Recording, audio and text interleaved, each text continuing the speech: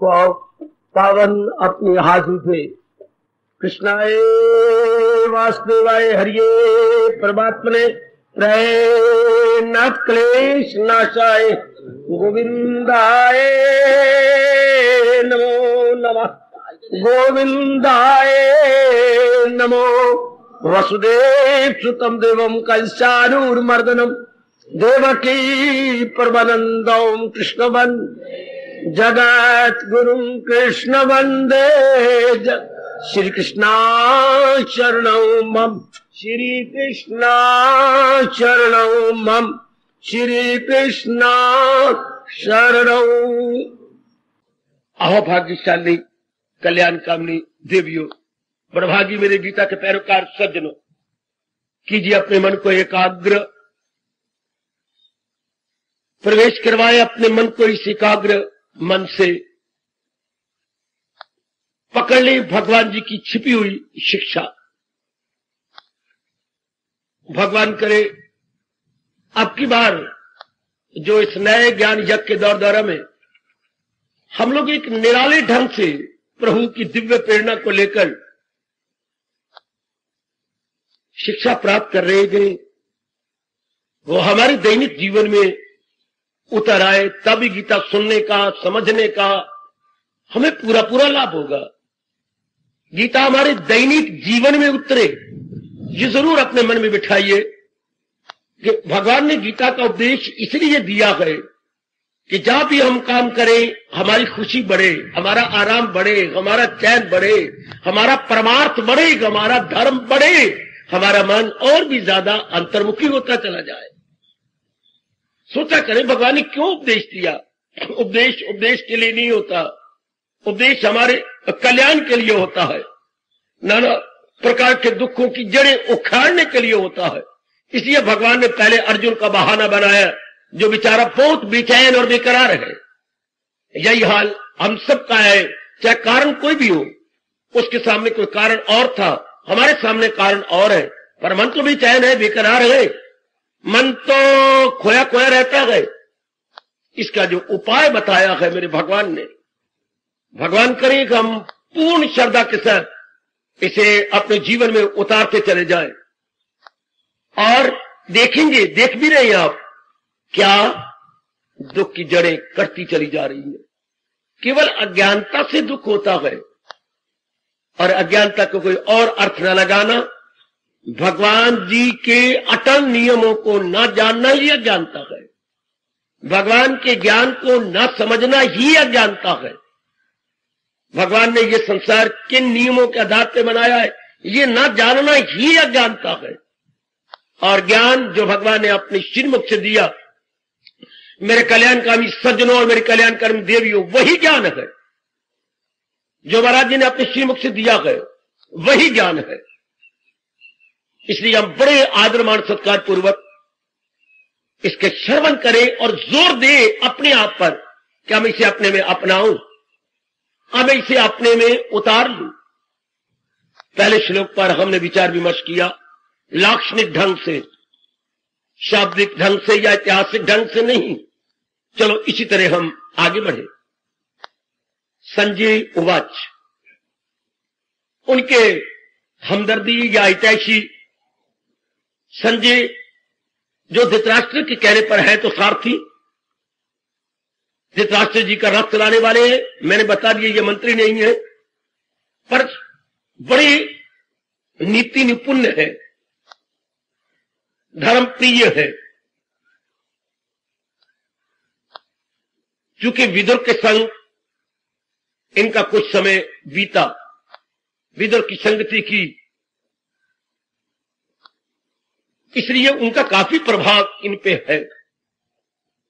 तो विदुर की अनुपस्थिति में या विदुर के त्याग पत्र देने के पश्चात राजा के पूछे जाने पर ये उन्हें नीति की बातें बताते हैं और हम भी लाभ उठाते चले।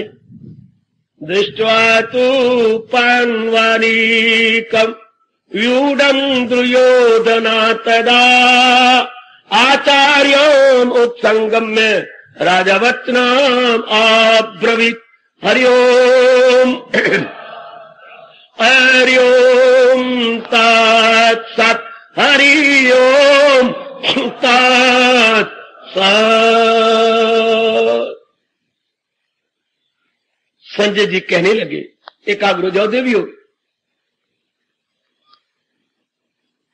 राजा दुर्योधन पांडवों की व्यूह रचना से खड़ी की गई सेना को देखकर अपने आचार्य के पास जाकर इस प्रकार बोला। इसके पश्चात दुर्योधन का अपने गुरु द्रोणाचार्य के पास जाना। क्यों? इसके कई कारण हैं जो बड़ी शिक्षा मिलती है। घबरा गया, हालांकि इनकी 11 अक्षौणी सेना है और पांडवों के ले देकर केवल मेरी देवियों सज्जनों आप जानते हैं 7 अक्षौणी है। संख्या में इनकी इतनी ज्यादा है। और इधर गुरुदेव जी है जिनसे इन्होंने सीखी है अस्त्र शस्त्र विद्या, द्रोणाचार्य जी है। पितामह जी जिनको कोई हरा नहीं सकता वो इनकी ओर है। और जिनको इच्छा मृत्यु का वरदान मिला हुआ है वो भी इनकी ओर ही है। कृपाचार्य जो अजेय है जिनको कोई नहीं जीत सकता वो भी इनकी ओर है। वाह, अर्जुन के समान कर्ण भी इनकी ओर है। और भी बड़े बड़े योद्धा इनके पक्ष में गए। फिर दुर्योधन घबरा रहा है। हाँ, क्यों? हमने इस तरह गीता समझनी है। क्यों अपने आचार्य के पास गया? अर्जुन को नहीं गया? दूसरे पक्ष वाले क्यों नहीं गए? पांडु क्यों नहीं गए अपने आचार्य के पास? ये क्यों गया है? डर के मारे। क्या डर है? क्योंकि ये समझता है कि मैंने अन्याय किया है, अधर्म किया, रात पर मेरा न्यायपूर्वक अधिकार नहीं है। तो जो अब हमारे शास्त्रकार हमारे गीता के अनुसंधान करने वाले बताते हैं, जिसका जीवन अन्याय में, अधर्म में, कुकर्मों में बीतता है, उसकी बौद्धिक और मानसिक शक्ति उन कुकर्मों और पापों के कारण से कमजोर होती जाती है। इसी तरह जैसे आपने 100 रुपया का भान लिया, कुछ 10, कुछ 5, कुछ 20, कुछ 2, अब जो जो उसमें खरीदते जाएंगे तो 100 रुपया कम होता जा रहा। कहीं आपने 5 खर्च किए, कहीं 10 खर्च किए, कहीं 20 खर्च किए, आप 100 में से कम होते जा रहे हैं। एकाग्र रहना मेरे देवियों, मेरे सज्जनों। इस तरह जो जो आदमी बौद्धिक रूप से, मानसिक रूप से, शारीरिक रूप से कुकर्म, अत्याचार, पापाचार करता है, जाने या ना जाने पर आप जानेंगे जरूर उसकी बौद्धिक शक्ति कम। क्या मतलब? उसके निर्णय करने वाली शक्ति कम हो जाएगी। क्या मतलब? उसकी संकल्प शक्ति कम हो जाएगी। क्या मतलब? कुव्वत इरादगी उसकी कमजोर हो जाएगी। जिस इंसान की विल पावर, जिस इंसान की संशक्ति कमजोर हो जाए, मारा गया बुरी तरह है। भगवान और दंड तो दे पर बुद्धि को निर्बल न कर दे। बुद्धि निर्बल हो गई तो मन बेगुनाह मारा जाएगा और तन भी बेकसूरा मारा जाएगा। जैसे कार में बैठी हुई सवारियां बुरी तरह सड़क पर हलाक होंगी अगर ब्रेकें फेल हो गई तो, इसी तरह बुद्धि तो इंसान की ब्रेक है। बुद्धि ठीक रहे, ठीक का मतलब उचित अनुचित में भेद बताती रहे, प्रॉपर इम्प्रॉपर में भली प्रकार हमें समझाती रहे। पर यह कब खराब होती है? हमें इस श्लोक के माध्यम से इष्टदेव जी समझा रहे गए, जब इंसान अशुभ इरादे करता है। अशुभ इरादे क्यों होती हैं? अज्ञानता के कारण से कुछ कामनाएं, वासनाएं मन में बना लेता है और ये जिद कर लेता है कि ये मेरी कामना पूरी होनी चाहिए। उस कामना को पूरा करने के लिए ये अवैध अनुचित तरीके अख्तियार करके बुद्धि को कमजोर कर लेता है, जिसको मैं कह रहा हूं विल पावर या संकल्प शक्ति कमजोर हो गई। जब इंसान की संकल्प शक्ति कमजोरी, उसे अपने पर ही विश्वास नहीं करता, या नर नारी ने मार खा ली जब उसे अपने पर विश्वास ना हो। आज बहुत थोड़े जीव आप जैसे हो, आप जैसी मेरे अहोभाग्यशाली देवियां हो जिनको अपने पर यकीन रहे, जिन्हें अपने के ऊपर पूरा पूरा यकीन रहे। देख रहा अपने अंदर गोता मारना।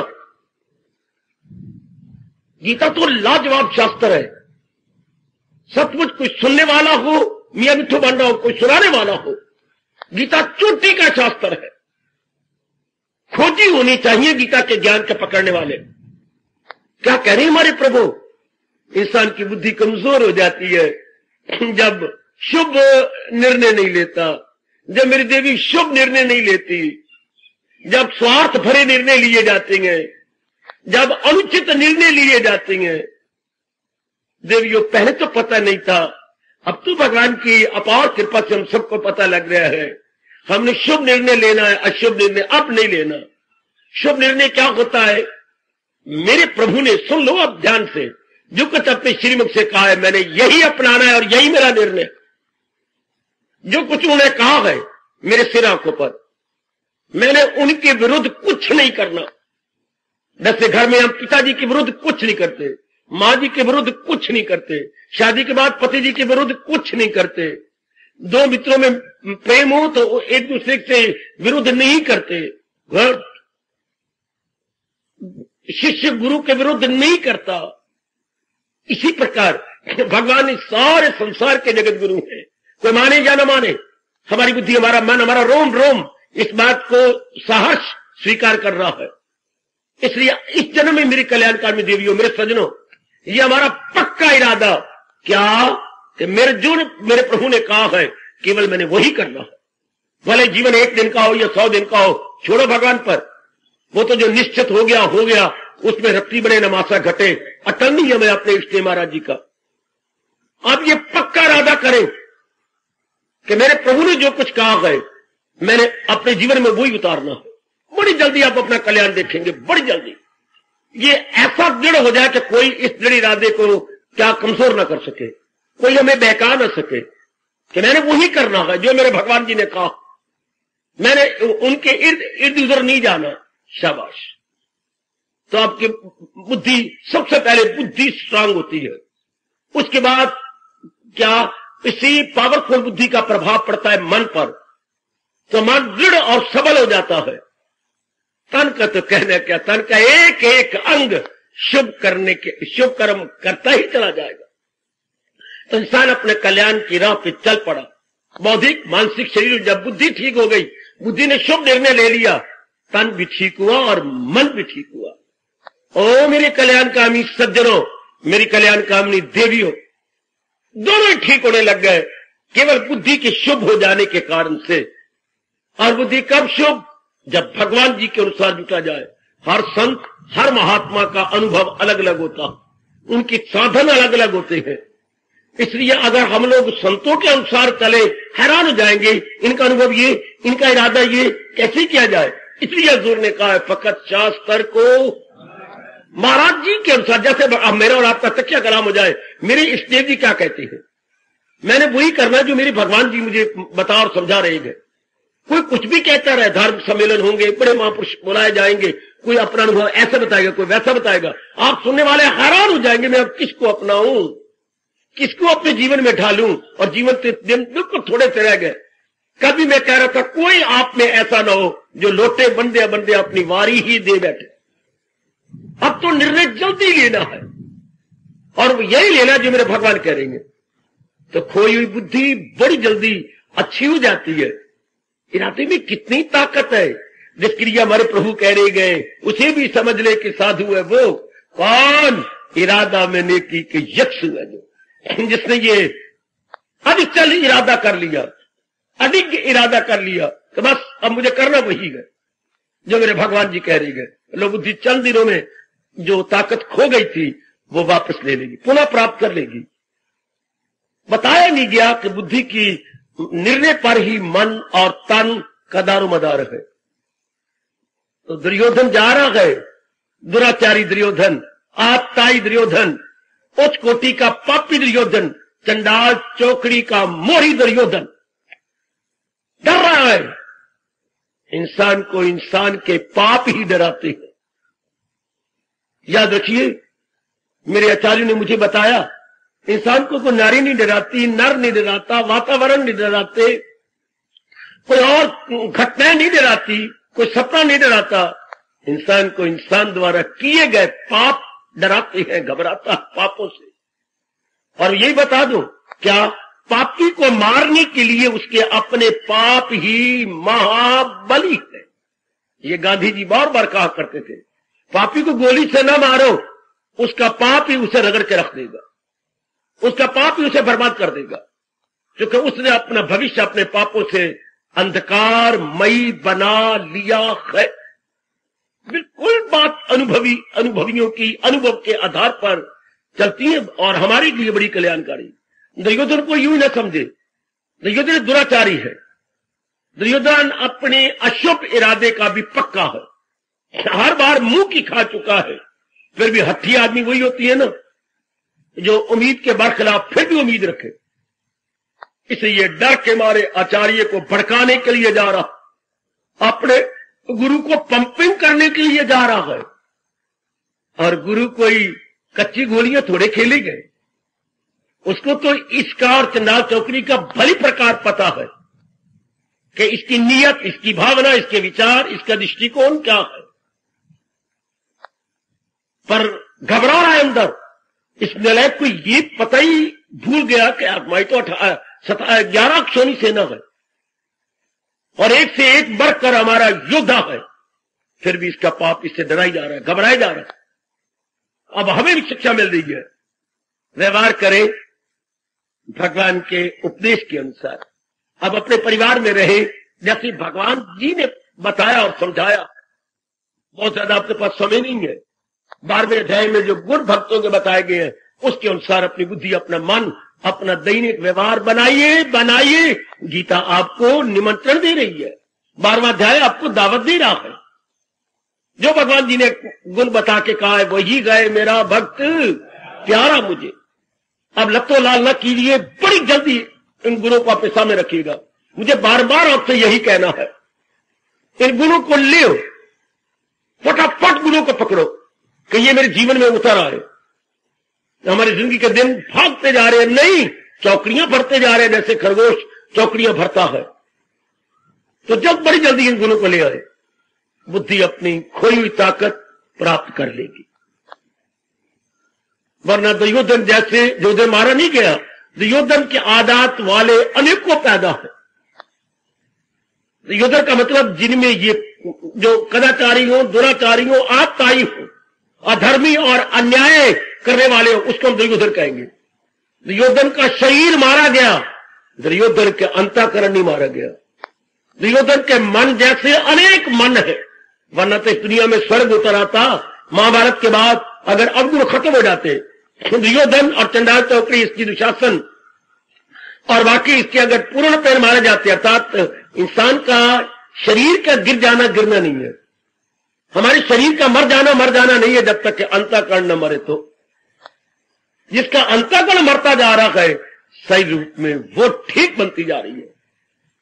कई दुराचारी मर जाती है, गोलियों का निशाना बना देती हैं, लेकिन उनके जो अवगुण है वो फिर रह जाती हैं, उस जैसे फिर और निकल आती है। जैसे एक खुंब हम तोड़ते हैं, आगे निकलते हैं, वैसी खुंब और 2 दिन के बाद आते, उसी जगह एक खुंब और नजर आ रही है जो लग रही है। तो वो बड़ा भाग्यशाली इंसान है जो अपने अवगुणों को खत्म किए बैठा है। कब? शरीर छोड़ने से पहले। तो याद रखना सजनों, ओ देवियों, सत्संग में आना उस मेरी बेटी का भला है। किस बेटी का? जो शरीर के रेत रेती अपनी कमजोरियों, यत्रापी त्रुटियों को खत्म कर रही है। ठोस लाभ उसी का दे। सत्संग में आने का ठोस लाभ, सत्संग, परमात्मा का संग हो रहा हो। परमात्मा तो अंतर्यामी है, उनका संग क्या करना? अवगुणों को छोड़े तो संग हो जाएगा।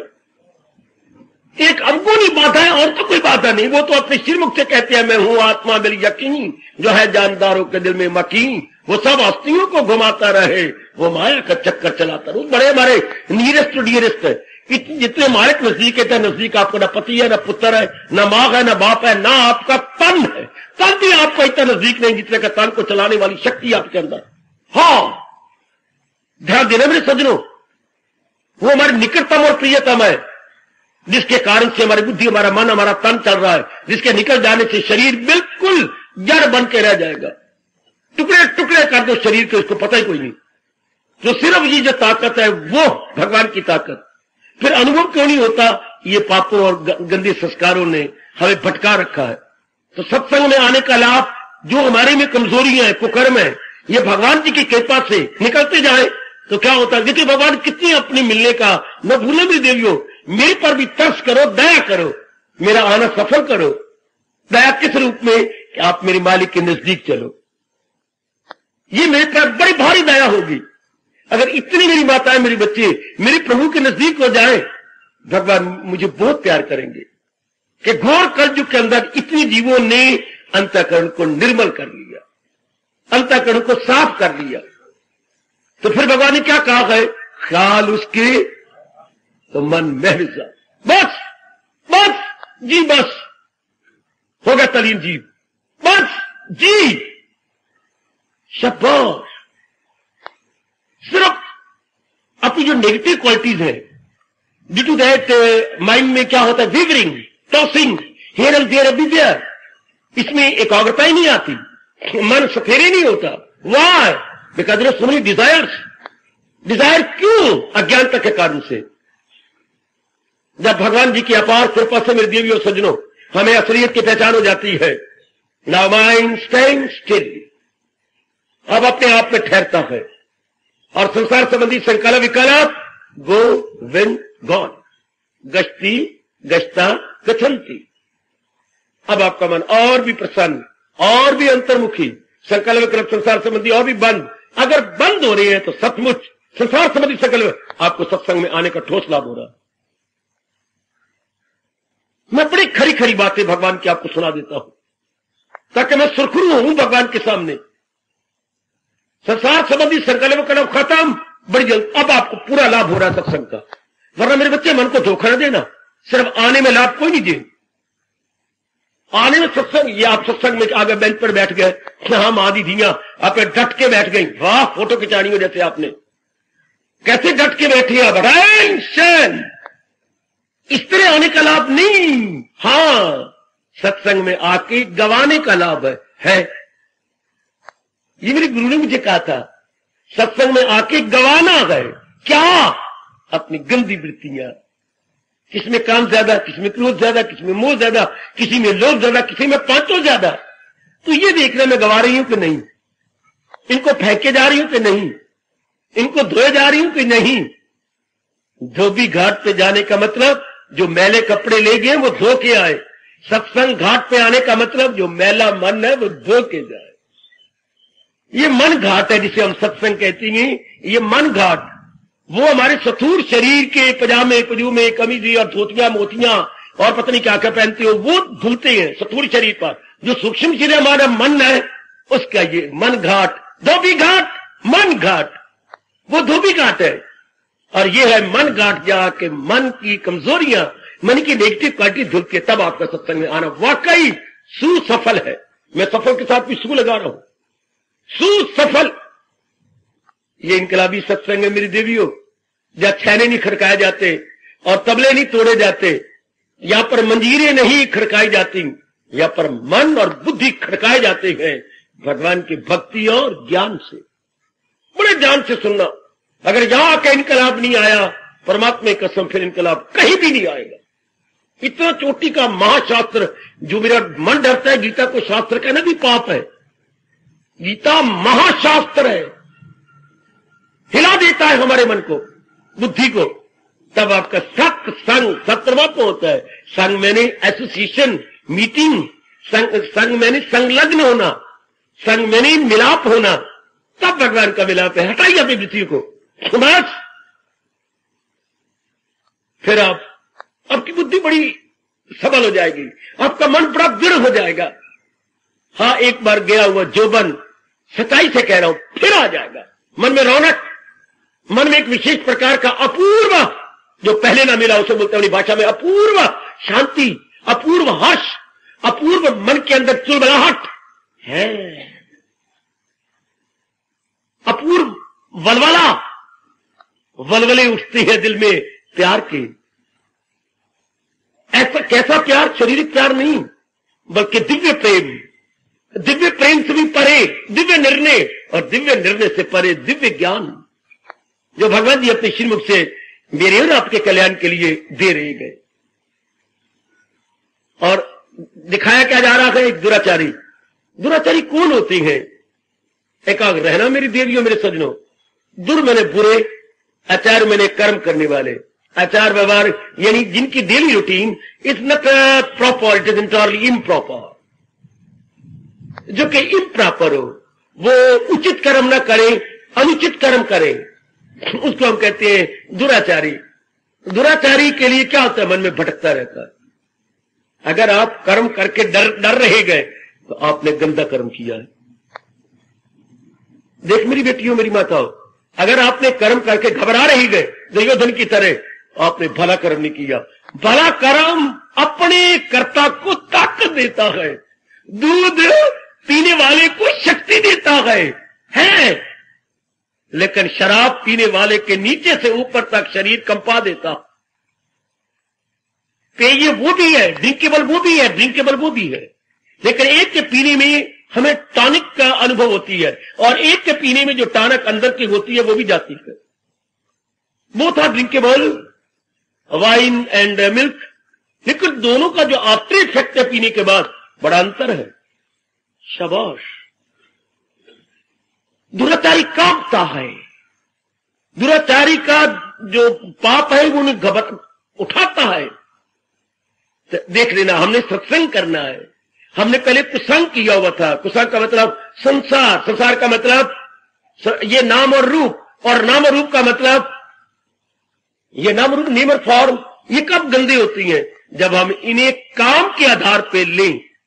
नारी बुरी नहीं होती, नारी मां भी है, नारी बहन भी है, नारी पत्नी भी है। बुरी कब? जब हम गंदी दृष्टि से नारी का प्रयोग करें, काम वृत्ति से जब इसका प्रयोग किया जाए। मेरी बेटी काम वृत्ति से किसी को अपलक नेत्र से देखती है, अब ये तबाह कर देगी, अब ये पापाचार हो जाएगा है।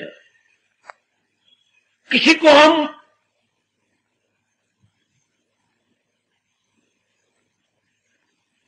लचाई नजरों से देखें, अब ये लचाई नजरें लोभ का कारण बन जाएगी, ये खराब कर देंगी। तो संसार की चीजें अपने आप में ना अच्छी है ना बुरी है। How you utilise, how you wish, how you demand. अब जो इनको ले रहे हो आप किस आधार पे ले रहे हैं? Here is the main point. Duryodhana ने संसार को किसी और रूप में लिया। दुर्योधन और कौन? शकुनी, और कौन? दुशासन, और कौन? कर्ण, चंडाल चौकड़ी। इस चंडाल चौकड़ी ने संसार को किसी और रूप में लिया। संसार को सही रूप में समझा ही नहीं कि जो हमको कर्म कर रही है, पाप कर रही है। द्रौपदी को इतना हमने बदनाम करने की कोशिश की, भरी सभा में उसका अनादर किया। भीम को दुर्योधन ने जहर दे के मारने की कोशिश की। हाँ, और बड़े छल बाग से इन्होंने जुआ खेल करके उनको 12 वर्ष का वनवास दिलवा दिया। कौन से उन्होंने शुभ कर्म किया है? सारे तो अशुभ कर्म करें। अब इनका गिन गिन के बदला भगवान देना चाहते हैं।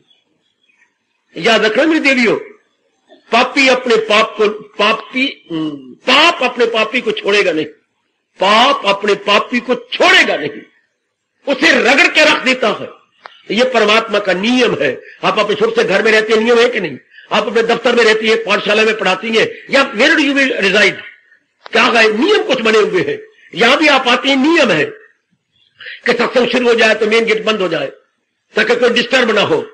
लेट कमर जो है वो बैक दूर से आए, चुप करके जहां स्थान मिल जाए, या मेरी देवियां एक स्थाई पर बैठे, मेरे बुजुर्ग जो गए वो पीठ वाले बेंचों पर सहारा ले ले, इत्यादि कुछ नियम है।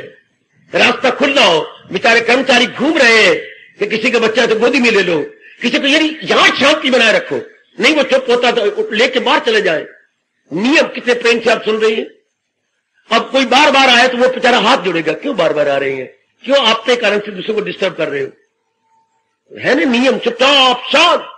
जरा से बच्चे बाहर खेलते हैं तो हाथ जोड़ने के दो, भाई भाग जाए। आप बच्चे यहां क्या करते हो? पर अच्छा अच्छा अच्छा खप जा रही अंदर, फौरन भाग जाएंगे। इर्द गिर्द सारा चुपचाप। पानी पीने वाले नलके पर उनको भी हाथ जुड़वाए गए हैं कि इस वक्त पियो जरूर लेकिन बोलो नहीं, दूसरों को डिस्टर्ब न करें। देयर आर सो मेनी नियम। इसी तरह भगवान ने भी अटल नियम बनाए हैं। जब से मेरे नारायण ने इस संसार को बनाया है तब से ही। और जब इंसान इसका विस्मरण करता है, दुख पाता है। कमान ऐसे सोचा करे, क्यों ये सारे कैरू तबाह हो गए? क्यों? भगवान के लिए सारे बराबर है। जिसने सृष्टि बनाई है वो भुजा बुलंद करके अगर कोई कान रखता है और श्रद्धा रखता है तो सुन सकता है। मेरे वास्ते खल्क ना इससे मोहब्बत ना उससे गजब। भगवान गीता जी में कह रही है मेरी देवियों, मेरे लिए सारे बराबर है, चाहे सदाचारी हो या कदाचारी हो, सारे बराबर है। पर जो मेरे नियम को तोड़ते गए वो क्या होता है, गम बेहिसाब उनको दिन हो के रात। ये नियम है भगवान का। घर में 5 बहनें 5 भाई हैं, हाँ 10 बच्ची है, पिताजी को सारे प्यारे गए, लेकिन जो बीच वाला तीसरा लड़का है उसने नाक में दम कर रखा है बहनों और भाइयों का, मार खाता है। हालांकि पिता का प्यार वो भी प्यार है, मार खाता है। लड़के ने बताया मुझे क्या है, क्यों क्या, मैं अब क्या बताऊं, पिताजी मेरा दाया हाथ चारपाई के पावे के नीचे दे करके ऊपर बैठ जाती हैं, फिर मेरी माँ को बुला के दे तू बैठ, वो रोती है, इतनी दर्द होती है। ऐसा क्यों, सगा पिता है? हाँ क्यों करती है, मैं बहुत गंदा हूं, मैं उनको बड़ा सिताता हूं। पिता पावे के नीचे पैर हाथ दे के बैठ जाते हैं। इतना गंदा लड़का, तो तू छोड़ दे, छोड़ना चाहता हूं पर नहीं छोड़ सकता। हाय हाय, मुझे रिलायंस भी होता है, बड़ी दर्द भी होती है, ये मेरा हाथ देख लो, लालो लाल। फिर बच्चे आप चाहते दो अपने भगवान से, बड़ा मुझे रस आया जब उसने कहा अपने भगवान से मुझे बीती है, मेरा भगवान नहीं है, अपना आपने खरीद लिया, अपने भगवान से मुझे ताकत ले दो कि मैं दिल से कहा करूं। फिर मुझसे गलती होती है, फिर मुझे वो मारती हैं। अभी मैं आया हूं कुर्सी के नीचे, एक मेरा हाथ रख के ऊपर बैठे हैं, 10 मिनट मेरी चीखें निकली, तब मैं बाहर आया, छोड़ा उन्होंने। तो न कर, ताकत ले दो, मैं कुकर्म न करूं। भगवान से प्रार्थना की। आगे भगवान क्या बोलते हैं, बाबा बनाया है जो तेरी कराएगी फितरत वही तुझसे। तो योधन इन चंडाल चौकड़ियों को कितनों ने समझाया, कितनों ने, लेकिन टस से मस नहीं हुए। ऐसे संस्कार गंदे होते हैं, बैड इंप्रेशन इतने गंदे होते हैं, जीव को जलील होता है, खराब होता है, बर्बाद होता है। देवियों विचार कीजिए, तो ये दिन क्यों जा रहा है अपने आचार्य के पास, उसके पाप उससे डरा रहे हैं। इसी तरह जो जो जीव के काल नजदीक आ रहा होता है, आयु क्षीण हो रही होती है, तो डरता है, बार बार उसके पाप कर्म डराती है। बाई रूप तो कहता है मैं नहीं डरता, लेकिन मन कांप रहा होता है, मन मेरी देवी को कांप रहा होता है, मैं ठीक नहीं रही हूं, मेरा जीवन ठीक नहीं रहा है, मेरा जीवन ठीक नहीं, मेरा जीवन अच्छा नहीं था। मेरे स्वामी जी ने कहा कि जब काल नजदीक आ जाता है, मौत नजदीक आती है, तो समझते हो क्या होता है।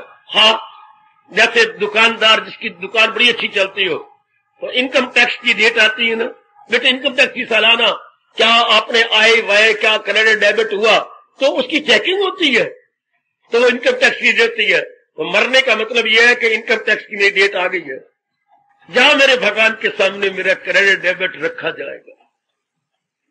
बड़ा अच्छा लगे ये शब्द मुझे स्वामी जी के। मौत का मतलब है मेरे डेट आ गई, जहां मेरे भगवान के सामने होगा क्या क्या मैंने पुण्य किया और क्या मैंने पाप। तो पुण्य करने वाला कितना खुश होता है, पुण्य करने वाली बड़ी खुश होती है, बड़ी प्रसन्न होती है। एक बात और बता दो, जितने जो आप पुण्य करते जाएंगे, तू ये 3 बातें याद रखना, आपके सपने घटते जाएंगे। है हर एक आजमाए ना हो तो फिर मुझे पकड़ोगे, क्योंकि मैंने तो भगवान की वाणी आपको समझानी है। मेरे को 4 दिन के लिए नहीं बुलाया, कोई सम्मेलन नहीं हो रहा, वार्षिक सम्मेलन, और मुझे पता नहीं कहां से इनवाइट कर लिया गया। मैं तो आपके लिए बिठाया गया, मैं तो आपका ट्यूटर हूं। ट्यूटर कौन होती है, जिस सब्जेक्ट में जिस स्टूडेंट की कमी हो, हाँ उसका टीचर रख देती है कमी पूरी करने के लिए।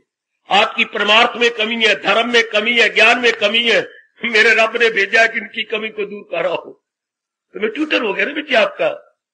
तो बड़े ध्यान से जरा देखिए, जो आपका हाँ पुण्य बढ़ता जाएगा, सपने कम होते जाएंगे। अच्छा, जो अंतःकरण निर्मल होता जाएगा, संसार संबंधी संकल्प विकल्प कम होते जाएंगे। पहले कभी माँ का चिंतन, बाप का फजूल की बातें, कभी बहन का, कभी पत्नी का, पति कई कपड़ों का, कभी गुजरी बातें आपके सामने आ रही हैं। क्या फजूल बात, जिससे मतलब बेसिर पैर की बातें हमारी आंखों के सामने आती हैं। और जो आपका अंतःकरण निर्मल और पुण्य बढ़ती गए, हाँ तो मैंने कहा रोज पढ़ती हैं कि नहीं, और पढ़ के देखती हैं कि नहीं। जब श्लोक आपने पढ़ा, भगवान ने कहा ये गुण तो मेरे में नहीं है, तो मेरे लिए लानत की बात है, ये तो गुण मेरे में है ही नहीं। तो भगवान कैसे कहेंगे वही है मेरा भक्त प्यारा मुझे? इस क्वालिटीज में अपने आप को देख ही नहीं रही। ये होता है पढ़ने का पूरा लाभ। ऐसा आप रोज पढ़ती, ये नहीं फटाफट पढ़िया और रोटी खा ली, इससे कोई लाभ नहीं है। वो तो आप जो है बिगाड़ चलाते हैं, गलत। ऐसा तो कोई भी नहीं होगा। ऐसी तो शायद मेरी बेटी कोई भी नहीं होगी ब्लैक शीप, जो फटाफट पढ़े और पढ़ के रोटी और पानी नियम ले लिया कि पढ़ के मैंने खाना। इससे नहीं, पढ़ते हुए गढ़ते जाना है। पढ़िए गढ़ने के लिए, पढ़िए अपने दैनिक जीवन में उतारने के लिए। ये आप कर रहे हैं क्या? ये नंबर 2 माना गया। अपने शास्त्र के अनुसार अपने जीवन का निरीक्षण यानी इंट्रोस्पेक्शन करते चले जाना। नंबर 3, जो महामंत्र आपके पास है वो आप दिन में जपते रहते हैं कि नहीं? यह हमारे हिंदू धर्म के अनुसार तीसरा चोटी का पुण्य है। नहीं कर रहे हैं तो बड़ी बंडर कर रहे हैं। चलते फिरते, उठते बैठते, खाते पीते, लेते देते, आते जाते, हाँ आपका मंत्र चलता रहता है, कभी होठों से, कभी कंठ से, कभी मन से। मंत्र के 3 स्थान होते हैं, होठ, कंठ और सबसे अच्छा होता है मन। ये आपका जाप चल पड़ा है या नहीं? अरे आप जाप करती हैं कि नहीं? ये पुण्य तीसरा जरूर हो जाना चाहिए, लाजमी तौर पर होना चाहिए। चौथा होता है निरीक्षण, रात को सोती बात या दोपहर को टाइम मिल गया जब घर में कोई भी ना हो, क्या कहना, आत्मनिरीक्षण, सेल्फ इंट्रोस्पेक्शन। मेरे में अब कौन से अवगुण हैं जो निकल नहीं रहे, इसको बोलते हैं निरीक्षण करना, जांच पड़ताल करना, अपनी जांच पड़ताल। आप देखा करें ना, माँ दी थी कई दिनों के बाद जांच पड़ताल करेगी, मेरा फलाना ज्ञान है, श्रृंगार बक्स में मेरी ये चीज पड़ी है कि नहीं। जैसे वो बड़े ध्यान से एक एक करके रखती है। हर वाह, मेरा तो वो जो छाप कोई नहीं, मुंदरी भी कोई नहीं, और वो छला भी कहा गया, जैसे वो ध्यान से देखती हो। आप हमारा कैसे बोलते हैं इंट्रोस्पेक्शन करना, इसे बोलते हैं आत्मनिरीक्षण करना, अपने अंदर देखना। ये मेरे भगवान ने वो गुण कहा तो वो तो मैं देख रही हूं, ये देख रहा हूं, लेकिन ये गुण तो अभी बीच में है। वाई ऐसा देख के भगवान से शक्ति मांगना। ये गुण हम सबके लिए, चूंकि हम कल्याण कामयानी और कल्याणकामी है, it is very very inevitable, most essential. ये जरूर हम अपने अंदर देखें। 5वां, अपनी आमदनी का 10वां हिस्सा ऐसे स्थान में लगाना जहां उसका बड़ा लाभ हो, बहुत ही लाभ पहुंचाए, जिसका दुरुपयोग वहां ना हो, सदुपयोग हो। ये 5 बताए गए। फिर सुनिए, प्रातःकाल की मैं 5 उंगलियां उठाई, एक एक दबाता जाऊंगा और आप ध्यान से। कल रोज उठता हूं ब्रह्म मुहूर्त में और भगवान के चरणों में हाजिर देता हूं या नहीं। नंबर 2, मैं गीता जी के 12वें अध्याय के अनुसार अपने गुणों को मैं अपने में ला रहा हूं या नहीं। भगवान से प्रार्थना करता हूं ये गुण मेरे में आ जाएं, ताकि मैं भी भगवान के प्यारों में क्या अपना नाम लिखवा सकूं। तेरे भक्तों में नाम अपना लिखा कर हम भी देखेंगे, तेरी दहलीज पे सर अपना झुकाकर हम भी देखेंगे। तो वो गुण हमारे में आएंगे तब ना। छोटे बच्चे को भी स्कूल में भेजती हो, अब कुछ तो उसमें गुण होने चाहिए ना। अपने कपड़े पहन सके, अपना पेशाब तो कर सके, बार बार मास्टर जी को तंग करे मेरे पेशाब करवाओ, कौन करवाएगा उसको? तो कुछ बोल भी सके कि नहीं, ऐसे थोड़ा उठा करके बच्चे को दिया, ऐसे नहीं कोई रखेगा। कुछ उसमें क्वालिटीज होनी चाहिए, क्वालिफिकेशन होनी चाहिए। हमारे में भी ये होना चाहिए। शाबाश।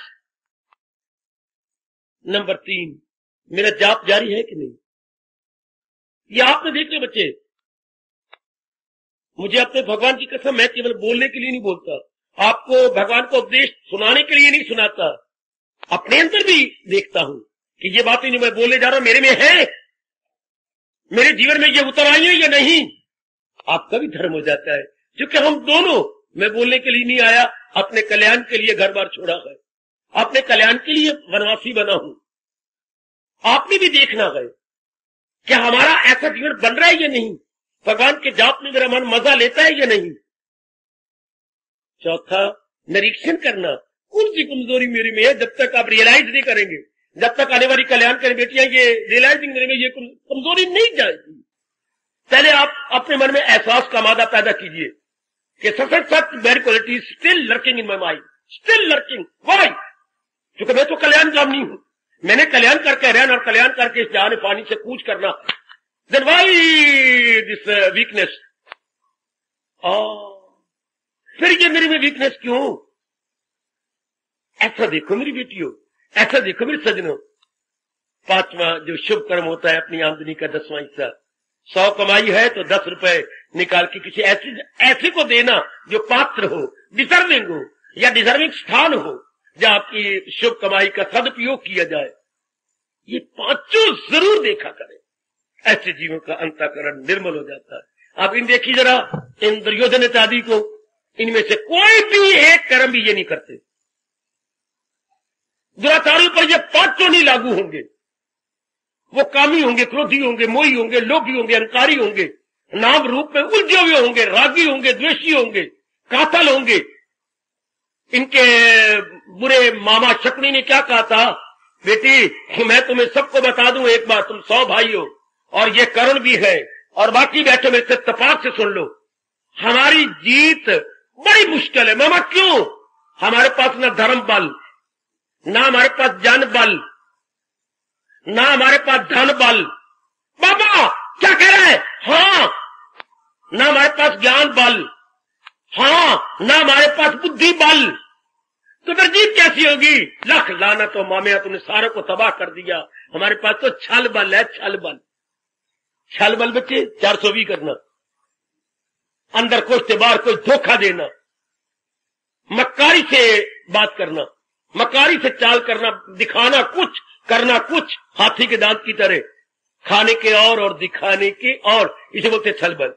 तो छल बल का परिणाम ये नहीं दुर्योधन इत्यादि ने या अपने कर्ण ने कहा, बस मैं आपको छल बल से जिता दूंगा, शाबाश शाबाश शाबाश।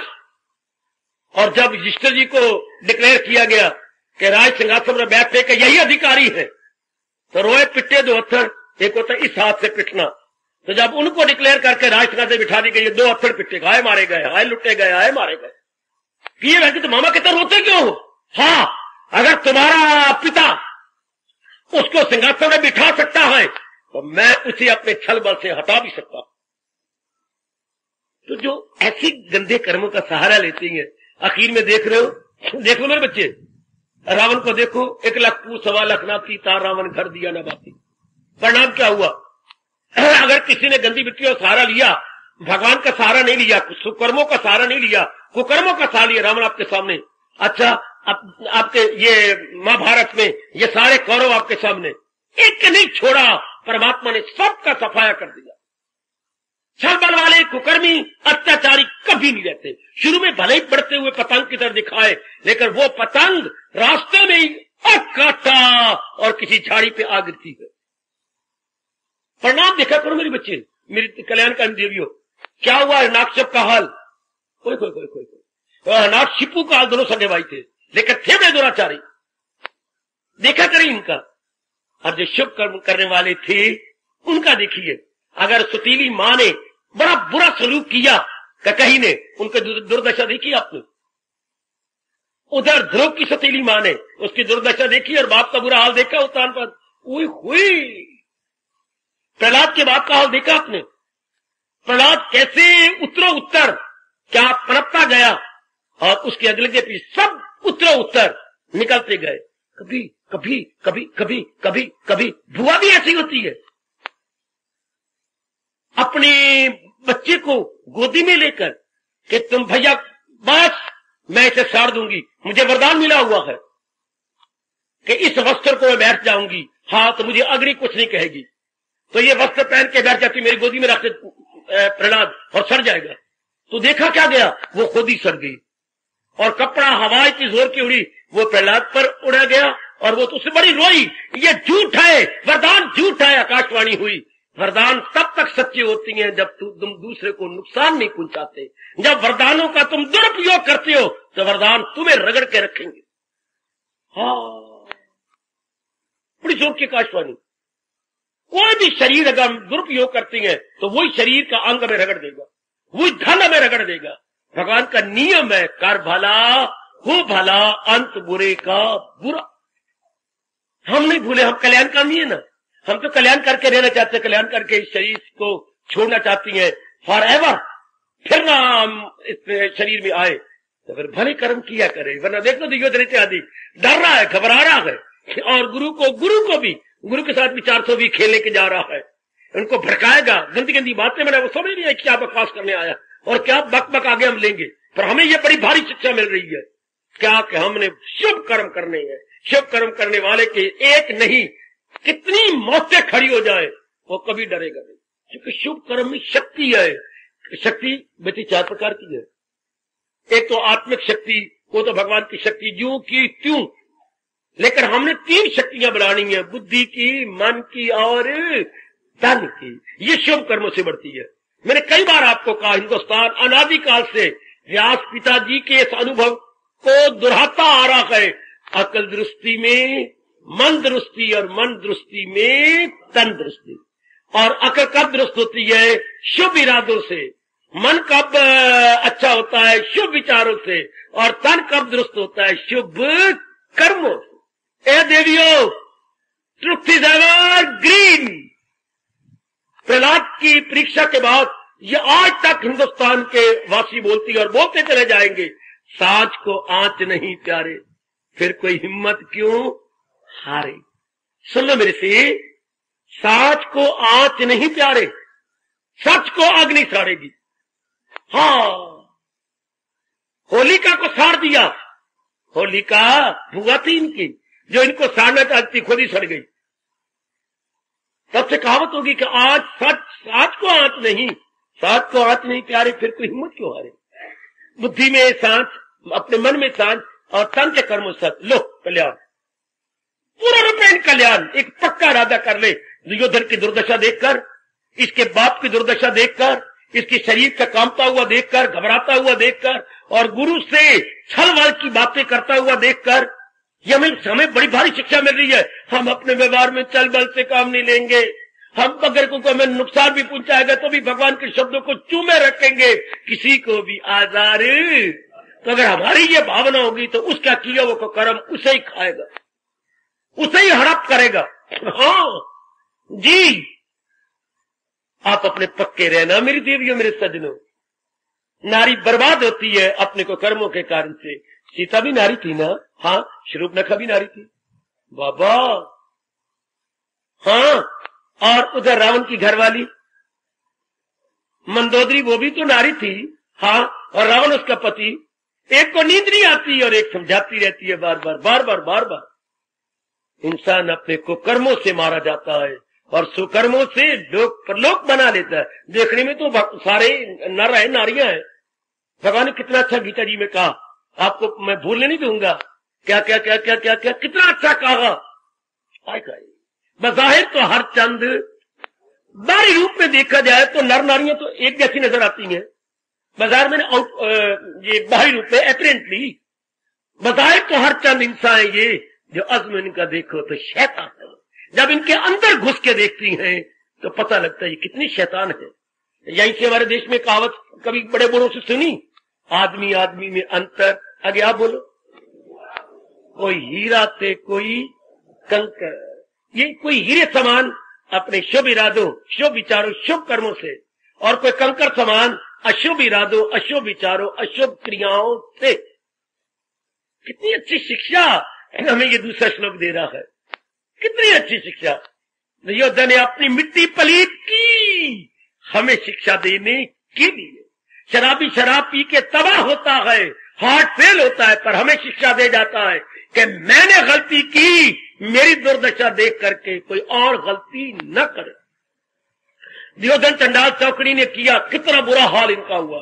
100 भाई मारे गए, वो जयद्रथ था वो बुरी तरह मारा गया, बाप खुद हलाक और खराब हुआ। कितने बर्बाद, किन कारण से? केवल कुकर्मों के कारण से।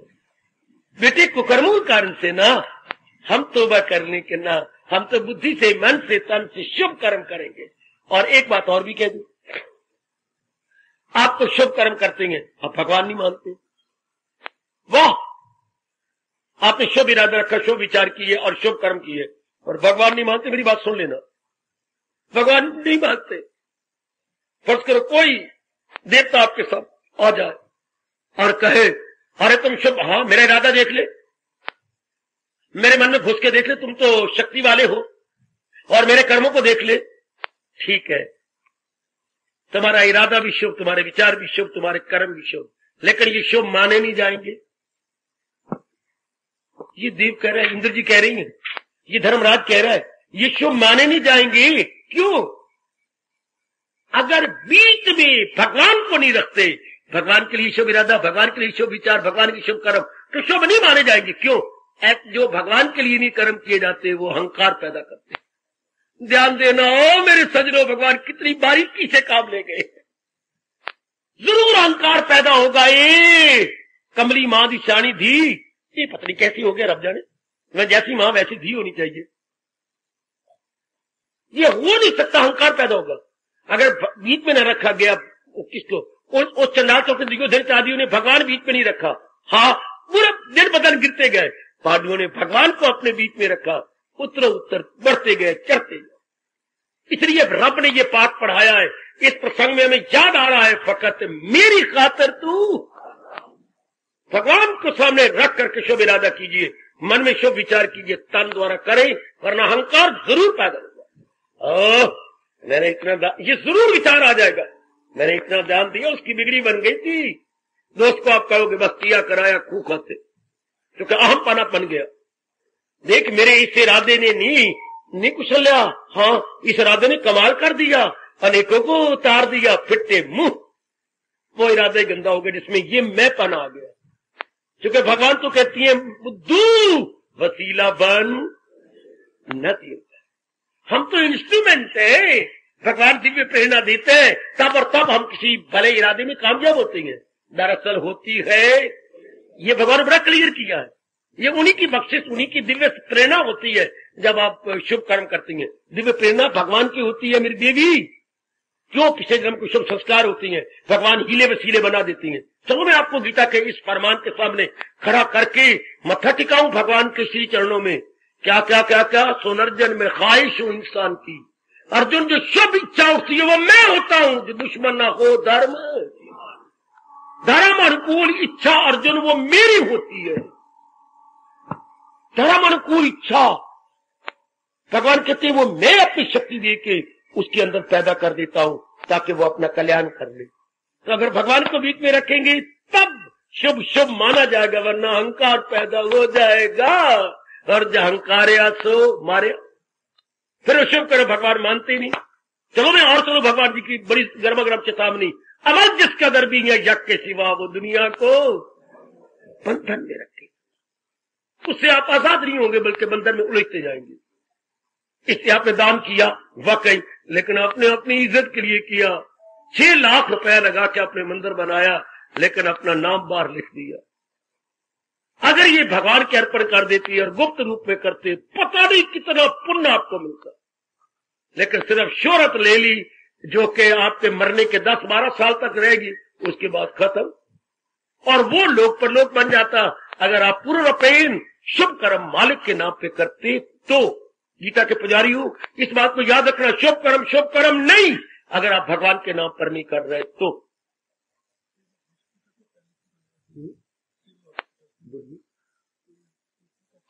क्या पता है इन शरीरों का, इस क्षण है अगले क्षण नहीं। क्यों सूचना इस वक्त आई, सत्संग के बाद क्यों नहीं आई? आप चले गए तो क्यों नहीं आई? इस समय क्यों आई? दुनिया की असलियत बताने के लिए, ये बताने के लिए कि आदमी बुलबुला है पानी का, क्या भरोसा है जिंदगानी का।